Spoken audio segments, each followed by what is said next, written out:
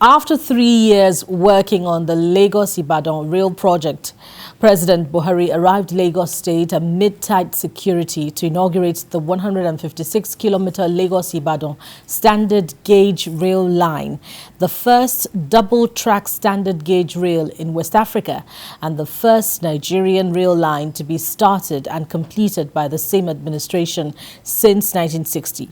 Other projects inaugurated by President Buhari include assets under the Integrated National Security and Waterways Protection, also known as the Deep Blue Project, the Institute of Maternal and Child Health, an ultra-modern 170-bed obstetrics and gynecology specialist hospital, security equipment provided by the Lagos State government. That's our first port of call, but first of all, let me welcome my guest. BKO is resplendent in white. It's good to have you, to be with you again on the platform, BKO. And of course, our friend of the house. We haven't been together on the platform in a while, but yes, we're together again. Thank you so much. Thank you so much. And good evening, Nigeria. Thank you. Yeah, indeed. It's good to have you again on Journalist Hangout. Thank you so much. So, BKO, I'm starting with you traditionally. As we look at the gains of the light rail project against the backdrop of that initially commissioned before now, the Lagos-Abeokuta rail line, let's look at how this rail service has impacted on quality of life, on convenience in terms of transportation for commuters, on decongestion of the roads, particularly Lagos-Ibadan Expressway. What are the things that you have observed? And against that backdrop, what are the potentials of the one commission today? Yes, it provides an alternative to people who otherwise will not want to travel by road. Road transport still remains the most dangerous means of commuting, while air travel remains the safest. So people have options. People can walk in Ibadan and decide to live in Lagos or vice versa. This is the advantage that I see. If it is well maintained, it has the capacity of encouraging us to do more of those projects. What I expect to see is a situation in which the people don't have to pay so much for a journey that is less than 2 hours. Ordinarily, Lagos to Ibadan, beyond the bottleneck that we usually experience on that road, around where the churches and the Islamic religious groups have their camps. Are located, yeah. It's a journey that shouldn't even be up to 2 hours. Maybe just close to 2 hours. But on a bad day, you can be in that traffic for 7 hours. It can be that bad. I can testify. So, yes, each and every one of us have had our bad days on that road. You are coming from Kogi State, about 9 hours away, and the journey was smooth and very fast. You are excited, only to get to the Lagos-Ibadan Expressway and spend the same time that you spent from Kogi or from Iloni to that point, and you can't move. So it offers an alternative, and naturally, rail is the biggest means of commuting that the world has seen. So investment in rail would enable us to move our people around a lot more. So I expect that this will continue, but I have my reservations about what it costs to procure a ticket, and even the capacity of our people for racketeering is already happening in Abuja, yes, where they create artificial scarcity, knowing that our people don't have a choice. They create artificial scarcity, but if you are prepared to pay more than the official rate, then you will get a ticket. A few of my friends have complained. So I'm happy that this president lived up to his promise. I remember when he won the election and TVC went to interview him in Daura. He said that he was not so concerned about traveling by air, that he would want to do something about the rail system so that, because more and more poor people can be moved around via rail, and of course we can also move goods and services through rail. When we were young, we didn't have this many articulated vehicles on our roads. Now you have Dangote trucks and the rest of them all over the place, you know, moving petroleum products and damaging our roads, because our roads are not designed to carry the sort of dead weight that those vehicles have constituted themselves to. So I'm encouraged, and I appreciate the president for investing in rail transport for our country. It can only get better. So he's had a busy day. Today I'm impressed. I look really sprightly. He looks strong. The way he moved around, and he's had a very busy day here in Lagos. And Lagos is always the first for big things, and we've seen that demonstrated today, and it makes me happy as a person.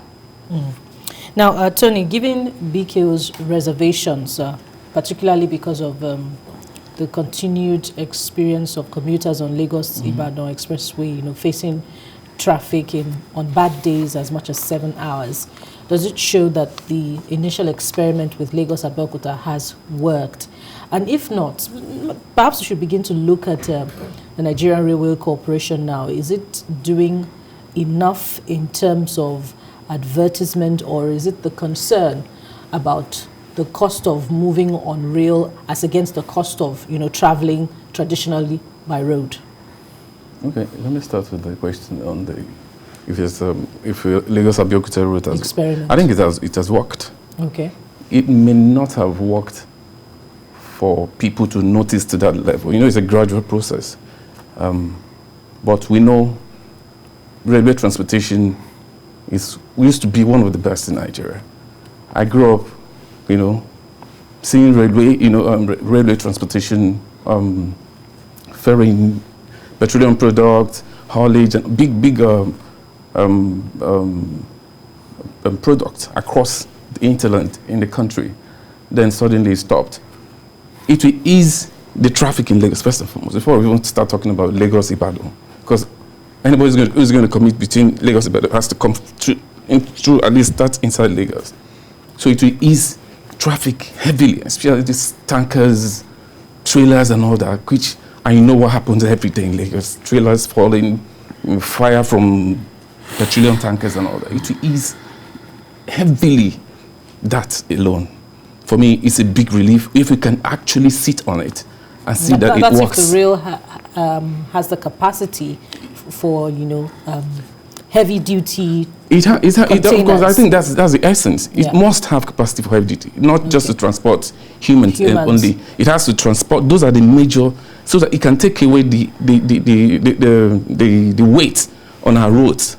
Most of the, I don't know if you know Ikorodu Road coming from Antonio down to Jota. Yeah. They have to do it many times because after a while, I see the road going down because of the heavy weight of the heavy duty vehicle. So it will take that weight off the road, and the road becomes safe again. You don't run into a trailer. It happens all the time. For me, that's the angle I'm happy about. If we can sustain it, I'm happy the president came and he followed that one up. That this railway transportation, if that's what we can achieve, at least pin something down and follow it to a logical conclusion, and then watch If you leave tomorrow, if the other administration can follow up, but they don't have any reason why not to follow up, because something we all will benefit from. It's a big relief. It's a big relief. And so you're saying the potential for traffic reduction will happen over time? It's going to be, of course, it will be gradual. It's because I know we don't even have enough. No, we don't have enough railway, the coaches yet.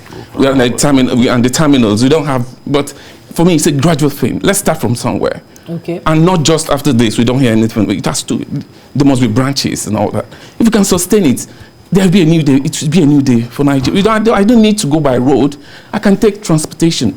Before from Oshodi, you want to go to Yaba, you can take a rail transport from Oshodi, drop over at Yaba or Moshi along that access to Butemeta. If we can get this back. At times, I grew up somewhere on that access. And I remember those days in the night, 1 o'clock, 2. Here, railway coaches coming from the north, 2 a.m., 3 a.m. You don't see those things on the road there. We're carrying petroleum to Kaduna, to Kano, to Bauchi, to Port Harcourt, to Borno State. Everything on the road. Then you used to see cattle to be, we can do that again. So on that basis alone, I commend the president for it. The Nigerian Railway Corporation, they need to do more enlightenment. But apart from that, I think we need to have enough of this, enough coaches, so as to meet people's demand. Now, if you advertise and you don't have enough to ferry it, it won't be good. So let's have those things in place first. Not that Mr. President came to launch today, tomorrow we won't see it again. It has to be sustained from today. It's commendable. I commend the present administration for it, because at the end of the day, all of us will definitely benefit from it. It has to be sustained, and I want to particularly commend the Minister of Transport. Rotimi Amechi. He picked that, because so far that he is committed to it. He's committed to it, and he has not failed as far as my assessment, goes. So I give him a thumbs up on it. And I hope other ministers, because definitely, it comes and goes. When you leave office, what will people remember you for? He has picked this one and said, I'm going to pursue it to a logical conclusion. During my tenure, Nigeria must get railway back. I give him kudos for that. And other ministers should please pick one or two things that you can remember them for when they exit tomorrow. Yes. Now, Bikio, let's talk about the Deep Blue Sea project. I hope I got it correctly. Yeah. So, of course, it can be in a better place for Lagos. Talk to us about the prospects and the potential in terms of revenue generation and, decongesting the other terminals, port terminals in Lagos. Yeah, they talked about the importance of this project many times, and we can only wait to see how effective it gets. I want to see us decongest our ports, decongest even the port area, the traffic in the port area, which has defied all solutions thrown at it. And we can do that and also make a little money. Then I have every reason to be happy. There are many people who prefer to use the ports of our neighbors, because the Nigerian ports are synonymous with inefficiency, unnecessary delay, and you lose money in form of demurrage for no fault of yours. We have to embrace technology. We have to come up with methods and ideas that will make us run the ports, run the maritime sector more effectively. There are countries that rely basically on earnings from maritime to get by. They don't have any other thing, just maritime. Yes. So we have been so blessed by God, but we continue to take his blessings for granted. I was talking the other day about what the southern governors suggested, that we need to develop port facilities across our country. We have no less than 23 ports in Nigeria. I'm sure many people do not even know, because we have chosen to simply concentrate on the port here in Lagos, Tinkan, and Apapa. Yes. But there are other ports in the country that we can develop, and we will make money. We will create new economies out of those ports. That was the message of the governors, because it was one of the items on the menu list of those governors on the day. But Nigerians continue to focus on the issue of restructuring, even commentators too. We are also just focusing on restructuring and focusing on what the Senate was saying, but there are other things that we could look at. I've talked about Ondo, for example, having the potential to set up a port that works for everyone. Ararome Port has the deepest point in West Africa, the Atlantic, at 19 meters, whereas even Tinkan is 11 meters. That's our national port. But Ararome is there, and Ararome by road is just 45 minutes to Lekki. So there's an alternative there that can help us decongest our port while we make money. For example, our friends from the southeast and even south, they can, if we develop the Ararome port, for example, they can make use of it. They don't have to come all the way to Lagos, because I will say that Lagos will continue to be congested, because this is where everybody is coming. The petroleum people lifting petroleum products, they are all coming to Lagos. So we've got to do a lot more. And one of the things that really made me happy today is the quantum of vehicles that Lagos State donated to the security, to the police here in Lagos. 150 double cabin vehicles. You know, when Lagos wants to do its thing, they do it in a matter that leaves people's mouth hanging slack. At least for some time. Lagos, you know, your mouth will hang slack.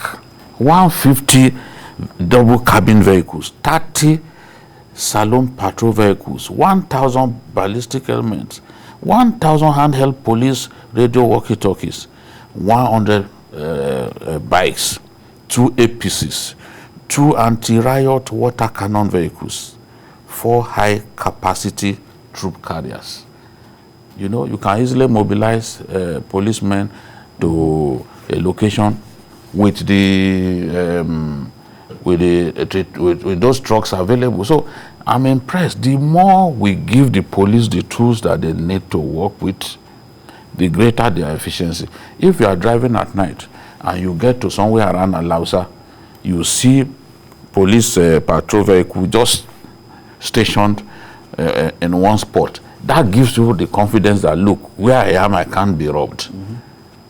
Thanks to people like Dangote, thanks to the Lagos Security Trust Fund for the money that they continue to spend to make policing in Lagos a lot better. Thanks to Asiwaju Bola Ahmed Tinubu, because from his era, we've had sustained investment in the police. The police is the federal police, but Lagos and other states have never left everything to the police. I mean, to the federal government, the federal government cannot even fund the police properly. The evidence is there. You know, the federal government has so much, they want to take in everything, but when it comes to efficiency, you can't really give them a good score, because many agents of the federal government are not properly funded. You know, so this is the situation. I'm happy that the president had so much to do today. He had his own federal project, And here was Lagos also showing that, look, we've been doing a lot of things. And this is how we want to assist the police to help us defeat insecurity in our country. And significantly, the president also said today that he had given an instruction that they should shoot on sight anybody carrying an AK-47 or AK-49. Whether our security agencies or operatives will have the lever to implement the president's directive is a question with his answer blowing in the wind, because I've not seen effective response to that directive by the president. We see bandits walking around armed. Go to Niger State and see bandits behaving like they own the state. So when is that instruction of the president going to be carried out? Very good question there by BK. We have a caller on the line. We apologize for holding you on. You are on now. It's gone. Sadly, we lost that call. Please try as much as possible to reach us again, and we promise we'll not hold you on this time. Let's not lose sight of the Deep Blue project, Tony. From your own perspective, what are the loopholes that it is set to plug, given the over-concentration on Apapa Port, Tinkan Port? We know what Tinkan, that area particularly is all about. You can't drive there. You can't, even people live around, the residents around the port, no longer, business doesn't thrive there anymore. And I think apart from that, a lot still needs to be done, in terms of, if we consider the fact that Apapa Port, in fact, Apapa Port has been like that for a long time, a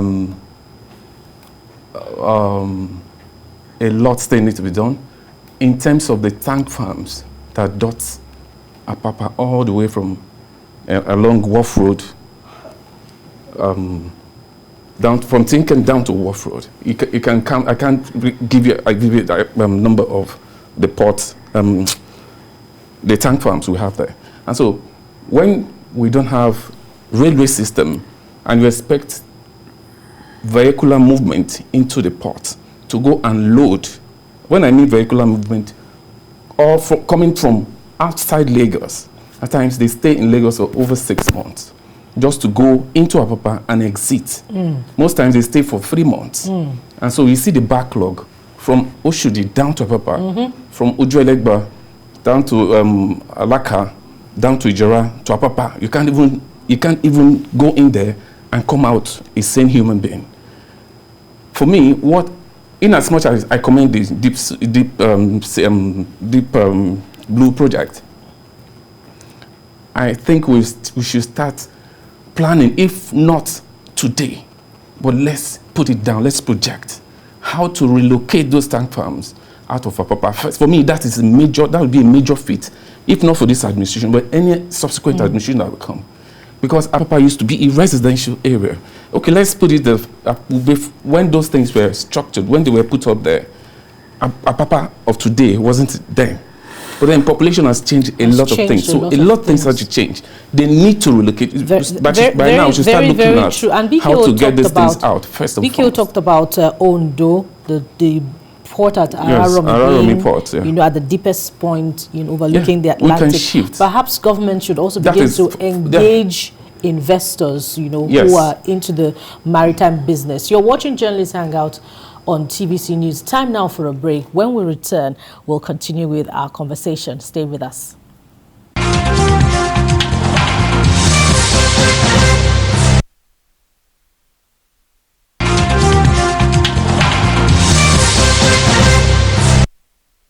You're still on to Journalists Hangout on TVC News. Only those who wear the shoe know where it pinches. More Nigerians are crying out over the pang of insecurity ravaging their land. The member representing Zuru, Fakai, Danko, Wasagu, Sakaba Federal Constituency at the House of Representatives, Honorable Kabir Tukura, is lamenting wanton killings in Kebbi State. Speaking under the motion of urgent public importance at the House, Tukura said more than 500 persons have been killed, while another 201 were kidnapped by bandits recently, with millions of naira paid as ransom. He added that 15,000 persons have been displaced during attacks on farming communities. The House adopted the motion, urging the president to intervene. And perhaps we should start off by looking at Kebbi State. BKO, I know you have a firm grasp of the geography of the northeast, and north, to be precise. Given Kebbi State proximity to Zamfara and Niger and then Sokoto, just ahead, what does this portend? Is this state now going to also be overrun and become a hotbed for bandits and abductors? If we don't do something quickly, it will get worse. Kebbi was not being attacked until now. But we have a situation in which bandits fleeing bombardment in Zamfara have now come into Kebbi State and attacking the Zuru area. The Zuru people are reputed to be great warriors, and we have so many of them in the Nigerian army till today.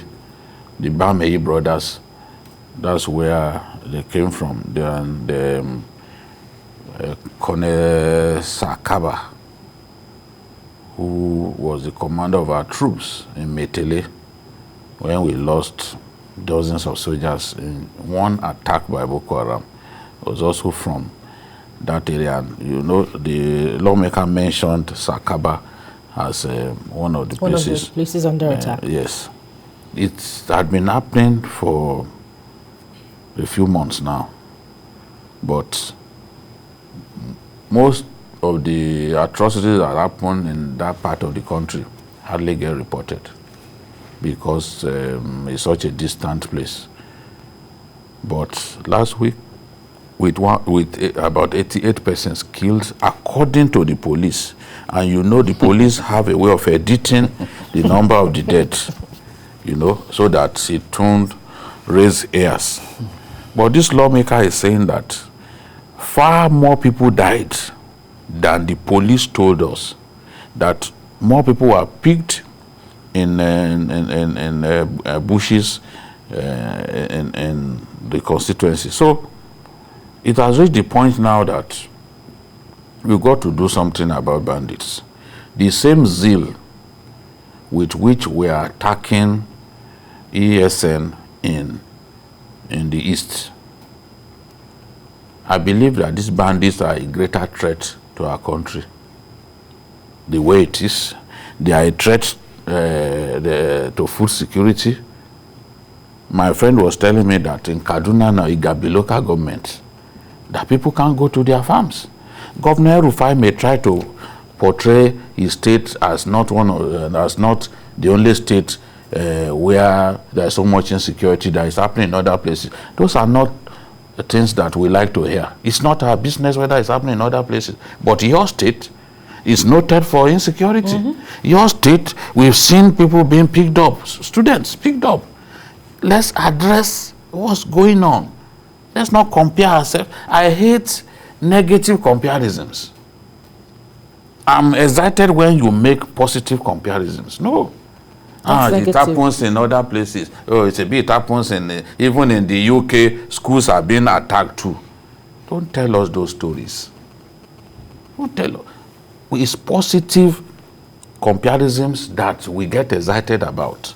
What are you doing about the problem in your own because you can't deny area? You can't deny that students in your state are being picked. Every time you get an opportunity, you say that they are magnifying what's going on in Kaduna. No, it's in Kaduna that the staff quarters of aviation workers got attacked and people were picked up.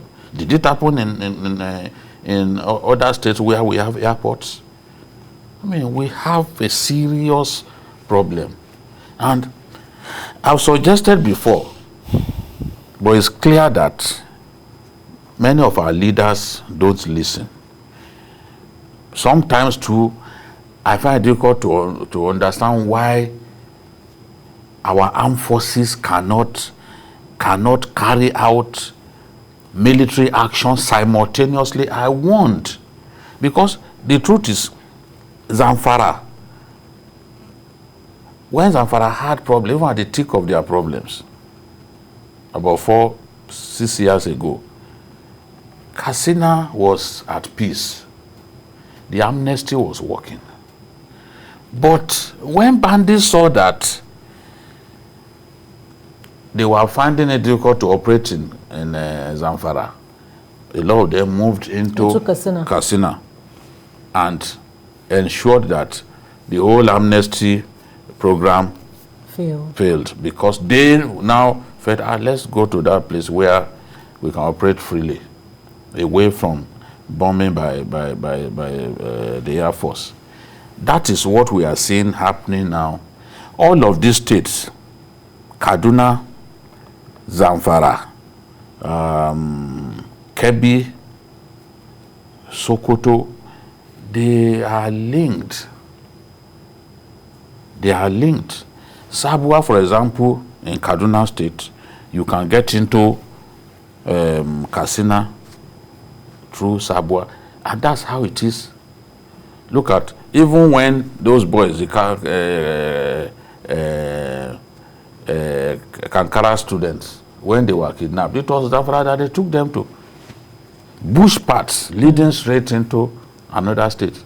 If we go to a village called Shimfira, we are interviewed bandits in 2019. This site is Zamfara. The other side is Katsina. So that's how it is. Those contiguous states, you must launch a military operation simultaneously. As they are trying to escape bombing on this side, you mop them up. Carpet bombing, they will not be able to escape. So it should be a concerted effort between state straddling that whole area. And it's possible our governors, the governors of the Northwest, should be able to come together and say, see, we are ready to finance a military operation. We are the ones suffering. They are suffering. They feel it a lot more than even the president. I'm telling you, this is the truth. Because they are in the thick of the whole action. So they should be able to get the president to agree to an overwhelming military operation, blocking all potential routes of escape. From Kaduna, people can go into Niger through the Brinigwari area. Brinigwari is like the headquarters of banditry in our country. Way back, they've always existed there. So we'll block them. You cannot move out of Brinigwari into the Tegina area. That's a Rafi local government in Niger State. Block the exit points. Let it be a sustained operation, even if it's going to take 6 months. We should be able to finance it and show that truly that we are an armed forces that people must reckon with. It's not simply, we can't be showing to people that we are very formidable armed forces on paper. We must demonstrate it to the idiots who are making life unbearable for innocent Nigerians. That's the way it should be. Somebody was boasting on Facebook, Nigeria has the second best armed forces in Africa. I said, what's this one saying?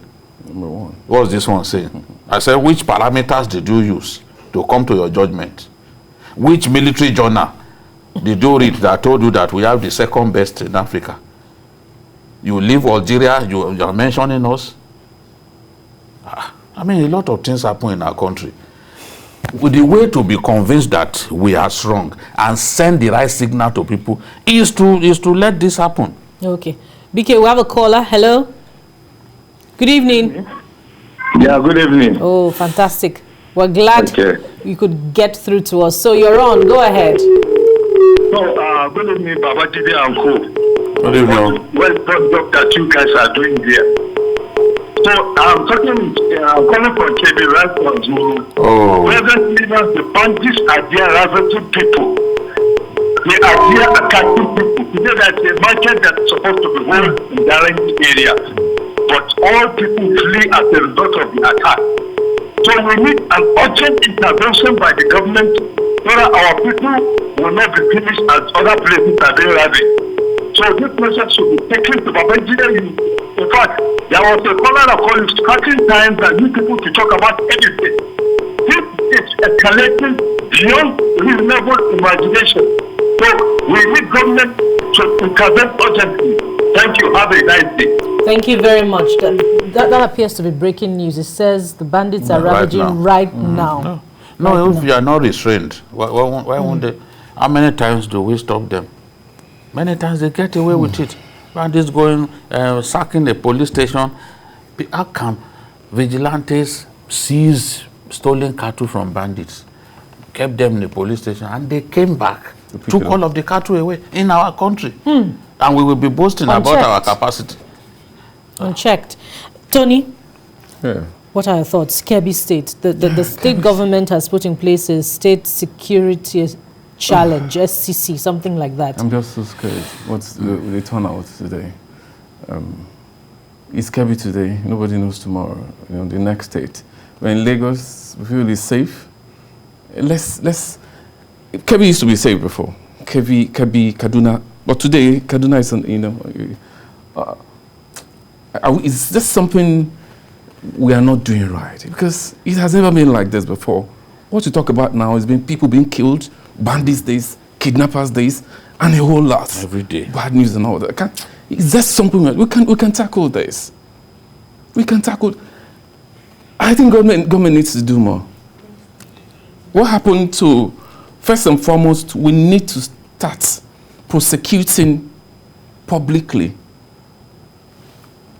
anybody who has a hand in this in any way. We need to start doing it. It's not the issue of, okay, we've handled this, we've been able to. No, we need to see them go to jail. Yes. We need to see them being arrested and paraded on TV and sentenced. And even killed. If possible, execute them. If we don't do that, people will go, look at kidnapping today. A lot of people are now seeing kidnapping as big business, because the government has empowered them with millions of naira. I heard a lot of people paid as ransom. Parents now have no option but to pay ransom. People are paying ransom quietly because they feel the police cannot do it. No, the police will sometimes advise you to hold on. Police will tell you to hold on. Last week how parents sold their homes to pay ransom. Police will advise you better go and pay ransom. Quietly, and you have to do it. Because if you don't do that, you know the repercussion. And so when it happens like this, what do? It's like everywhere. It's like a state of nature right now. So, on the part of government, what I think government is not doing right now, is let us see those people, because people are responsible for this. Are we saying there are nobody? We just keep talking about bandits and kidnappers. Can we just pick them and can we just show example? If you show example and you're consistent about it, for me, that's the way out. Different to start. Bring them, execute them. Put it on national TV. It will send a message. If we keep using kid gloss, it won't work. And that is what I think is going on right now. If you're caught, you don't have the right to life. You don't kill. You can't kill anybody. You've asked another very good question. Look, if you don't like do the that, one BKO asked earlier when he said, why have security operatives not carried out the shoot outside order? Why so we should ask why somebody has not, if we don't one do that, person at least has not been prosecuted. Don't. All right, we could go on and on about insecurity. That topic is one that is thorny and always seems to be at the heartbeat of the nation in recent times. But we must move on. After 8 months hiatus, the Senate has commenced screening of Loretta Onoche and other nominees as commissioners for the Independent National Electoral Commission, INEC. Nigerians and civil society groups had rejected the nomination of Onoche in October over alleged breach of constitutional provisions. But it appears the Senate is forging ahead. The spokesman of the Upper Legislative Chamber, Senator Ajibola Basiru, said Nigerians who want her dropped should send petitions to that effect. Honestly, Abikio, does the Senate need petitions? Shouldn't that's why it's the screening arm of government. Shouldn't it independently carry out its own investigations and determine the reasons why one person, not necessarily on a chain out, why anybody should have been rejected in the first place? Well, that's not the job of the Senate.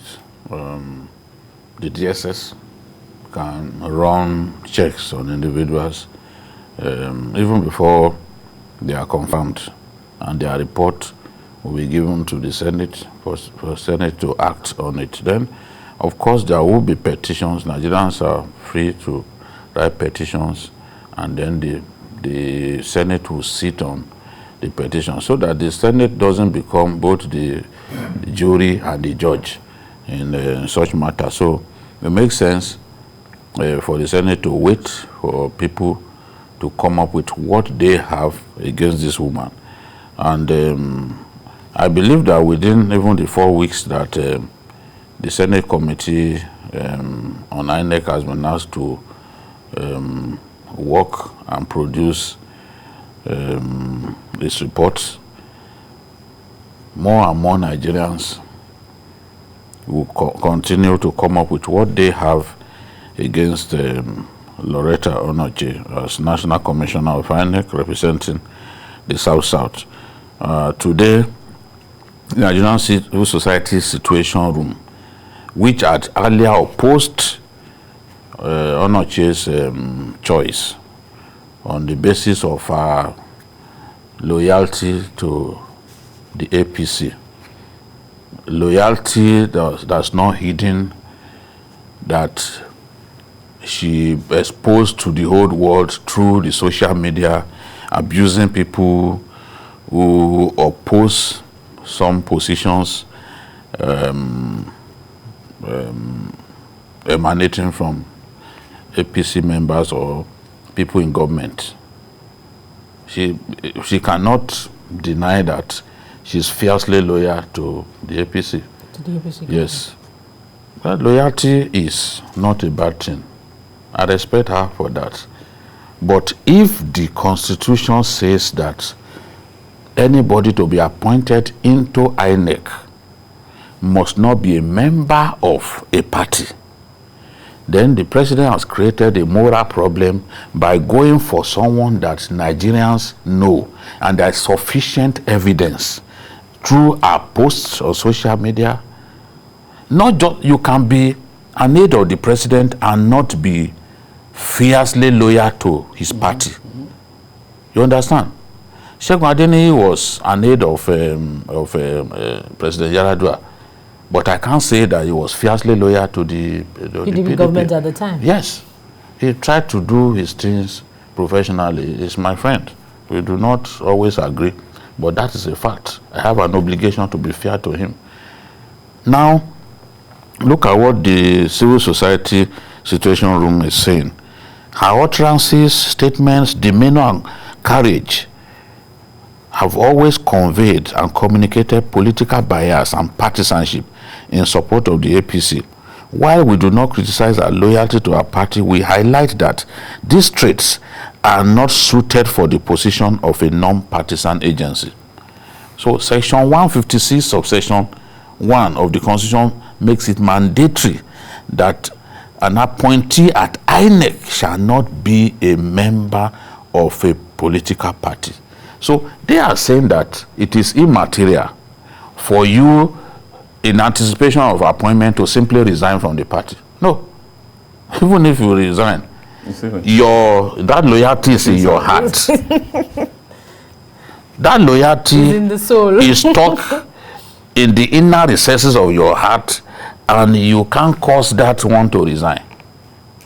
So this is the point that people are making. There's also the Northern Youth Council, which also opposed the appointment, and they are saying, as a partisan politician, we have available evidence to prove that Miss Loretta Onoche's appointment violates Section 14, subsection 2A of the third schedule of the 1999 Constitution as amended, which states that a member of the Commission shall be non-partisan person of unquestionable integrity. So the president, by representing this woman after 8 months, his intention is clear. He's not prepared to listen. He's made up his mind that even if you can't, if this is the person that I want. But Biki, the bigger issue is said what it is. Yes. Is she not being rewarded for her loyalty? No, that's not the framers of the Constitution. For me, that's the the frame. agency. There are other places where the president can give. There are MDAs. There are other places. There are so many appointments that the president has not, so many boards that the president has not even constituted. You can give her something else, not where the constitution is clear about who and who can go into INEC. So this is where the president has made a mistake. And you see, history will not be fair to him if he proceeds to say, okay, it has to be this person, because I do not trust this Senate that they will not confirm her. They have a history of simply doing everything that the president says. Even sometimes when the president showed disrespect to the Senate, they button up their lips. They didn't do anything. So in this case, there is also a provision of the law that I'm not sure the president also complied with. And that provision, I'll read it now. It says, Section 154, subsection 3 says, in exercising his powers to appoint a person as chairman or member of the INEC, National Judicial Council, the Federal Judicial Service Commission, or the National Population Commission, the president shall consult the Council of State. See? Has he consulted the Council of State in the choice of Onoche and others? I wonder what Garbashi will have to say about that. Leave my friend. Why do you always bring my friend into this? Garbashi is not the only person there, but he appears to be the only person talking. You know, but he's not the president, and he cannot take the place of the president, no matter how good he is at his job. So this is the thing. Let us the reality see. on ground. These things, this is what people are saying, not me. That is what people are saying. My duty is to present the position of Nigerians and what the Constitution says. I'm not a lawyer, but I'm passionate about the supremacy of our Constitution. You know, if people trample on the Nigerian Constitution, then I will feel bad. Tony, let me bring it to you. Okay. Why do you think the president is going ahead in spite I don't know. of You know, Mr. President. the reservations, strong reservations He doesn't of listen to Nigerians? public opinion most times. We know this. You know, he wants to do it his own way, even if he doesn't even look at the pros and cons. It's totally wrong. It's totally wrong. If Mr. President really wants to put Madam Loretta Onoche anywhere, there's a vacant post at NPA. He should put the woman there if it's important. With INEC for what? For the fact that Nigerians have even spoken, they've made so much noise, they've talked about. Why are you pushing? This is not the first time Nigerians have expressed reservations about the impartiality of an INEC candidate. Remember, but on this one, I'm going to say to this. Never been on this one, at least I know from. I was surprised when the issue came up yesterday again. I thought they've settled this offense. I mean, we get to a point. No, we just waited for 8 months for us to forget. Think that people will forget, and it's wrong. That's the thing. When listen to public, as a president of the country, you are just opportune to be there. God puts you there. So to pretend over this for a period of time. So while you're there, you listen to the opinion. It matters a lot. You're not there to lord it over. You're not there to rule to people. The people are saying, no, it's wrong, Mr. President. Can you do it this way? It's simple. You love this woman so much. There are agencies, ministries and departments. Even better than that place. Far better than INEC. Why this controversy? Kind of, then when she goes in there, they push forward. She will not have an easy render. It will be difficult for her. She will not, because every issue they will point at her. So why do you even want to go? I mean, if it's so difficult, I will go to Mr. President. Mr. President, I don't think that place will be. Can you just look for? Nigerians don't have. I will not have peace of mind. You know, I remember one lady. She's still at INEC. They said she's related to Mr. President. Anytime they cite her face on TV, that's it. So why do you want to cause controversy all the time? You don't need it. Take her somewhere else. There are places that are better than. But you know, she could argue that he didn't appoint Amina Zakari. Amina Zakari was Jonathan's appointee, but happened to be the president's relation. You know. So we know how movements are. You know, in INEC, promotion and all that, and putting you in positions that are juicy and all. People where you can make strategic decisions that affects people and voters. others. And in the light of the circumstances, Onoche is not the only qualified candidate from the south side. No, of course. I'm telling you. So we don't need this. That's the point that the Northern group, the Northern youth group is making. There are a lot of people who are more qualified than her. They are known to Mr. President. If it's too much, you don't know. Can you just reach out to the southern people? They will give you one. If at all, South. But I believe if maybe Mr. President feel Mrs. Loretta Onoche is good. She's passionate about the well-being. I like her. She's lawyer. But other places, you don't need this controversy. You don't need. I believe she can function better in other places than this. She doesn't even need this herself. Especially for the image of a government. She doesn't even need this herself. Many already believe that it's not about going and being screened by the Senate. Adheres to the dictates of the rule of law. That's it on the program today. Thank you for being there. We urge you also to join us tomorrow for another edition of Journalist Hangout. Don't forget to join us on Sunday from 1:30 to 3:30 p.m. for the program. We're also on YouTube at youtube.com/TVC News Nigeria. Thank you again for watching. I'm Bukola Samuel Wemimo. Bye for now.